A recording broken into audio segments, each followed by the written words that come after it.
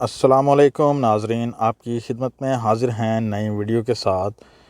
اور آج جو تحقیق ہم آپ کے سامنے لے کر آئے ہیں یہ جاپان میں کی گئی ہے اور یہ چھاتی کے کینسر کے متعلق ہے۔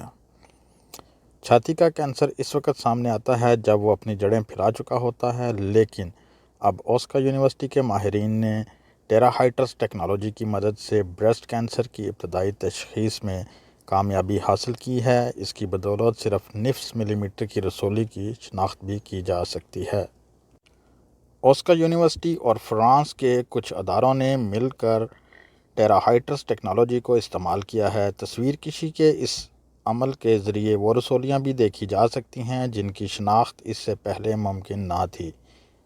اس کینسر کے نمونے کو رنگنے کا عمل بالکل نہیں ہوتا اور تصویر بالکل شفاف ظاہر ہوتی ہے۔ اس طرح ہزاروں لاکھوں خواتین کو موت کے منہ میں جانے سے بچانا ممکن ہو سکے گا۔ اس کی وجہ ہے کہ ابتدائی شناخت کے بعد کینسر کو قابو کرنا آسان ہوتا ہے۔ برسٹ کینسرز دو طرح کے ہوتے ہیں، حملہ آور اور غیر حملہ آور۔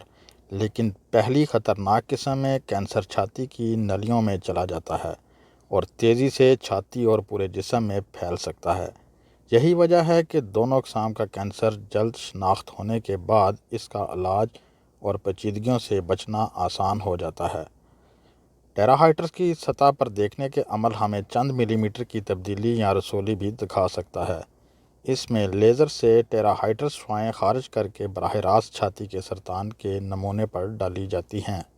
اس تکنیک کے بانی کوسوکے اوکاڈے اور ان کے ساتھیوں نے اس عمل سے 0.5 ملی میٹر سے چھوٹی رسولی دیکھنے کی کوشش کی ہے۔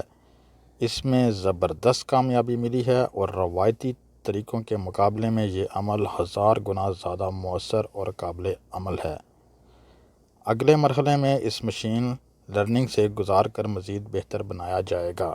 خدا کرے کہ یہ تحقیق جلد سے جلد اب منظر عام پر آئے اور اس پریشانی کے عالم سے دنیا کو نجات ملے تاکہ ہم اپنے پیاروں کو کھونے سے بچ سکیں۔ اگر آپ کو ہماری ویڈیو پسند آئے اس کو لائک کریں، سبسکرائب کریں اور دوستوں کے ساتھ شیئر کریں۔ جزاک اللہ۔